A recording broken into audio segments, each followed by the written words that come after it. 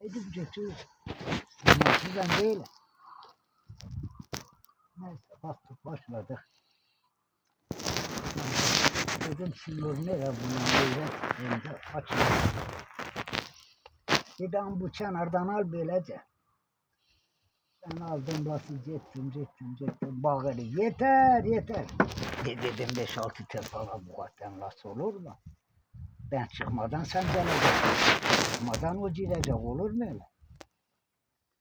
Boyluğunu açtım. Baktım vaziyetlerine ama. O adam ya yaramış herhalde. Ben aman 3-4 las içtik baktım yok. Hepsi de benim şimdi durmuş.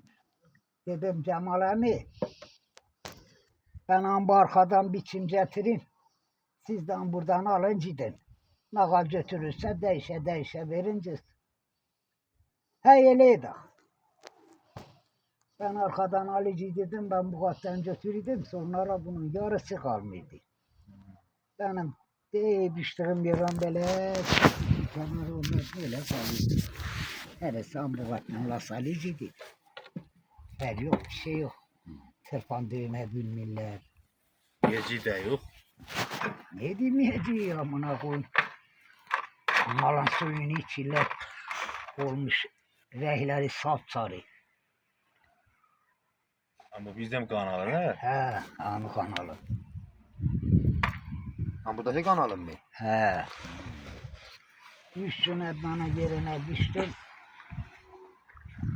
Abdakçıdan bir değil. Canım sen bu tırpan biçmeyi nereden öğrendin? Kim öğretti sana? Dedim ben Hacı Mecit'in Necet öğretti bunu. Ben ondan öğrendim bu tırpan biçmeyi. Önce becermirdi. O değil mi biçirmiş baba? He?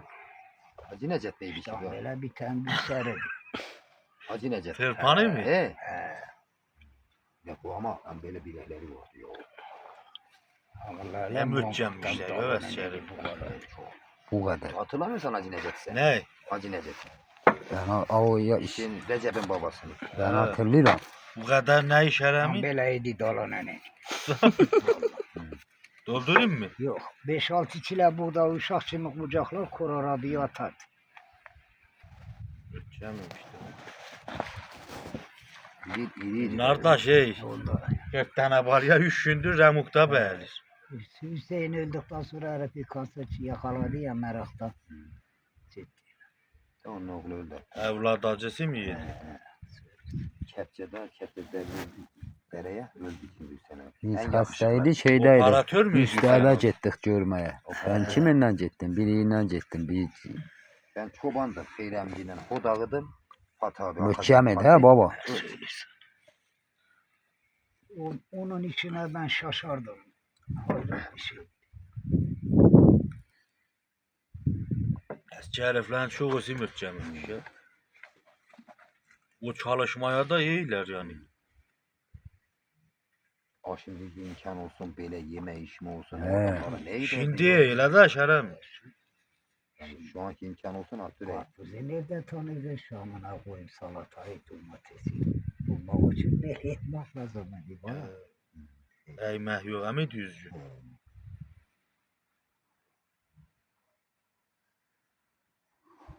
Babam dedi dumru değmeh pişirdiler kokusu buraya gelir. Kartol yanesiyle tırpandı kendin karıştı. Kartol amına koyayım kellerin kafası dumbu çekil amına koydum. Ondan yemez olur mu? Ne faydası olur onun amına koyayım. Ondan sevmem. Lahana pancarını yere amına koyduğumu yemem. Şeyde biçir miydi baba katılı bu bunları? Yok aman ne. Hele billah. Tüt Osman. He? Ama bu çok biçir ya. Şerem. Bunun peşinden de her adam gidemez. Hangisi? Emirhan'la. Ne? Yani bağları mı? Bunun bağları inek sözleri bir seferde yudar bağı. Elə bağ bağırır. Evet.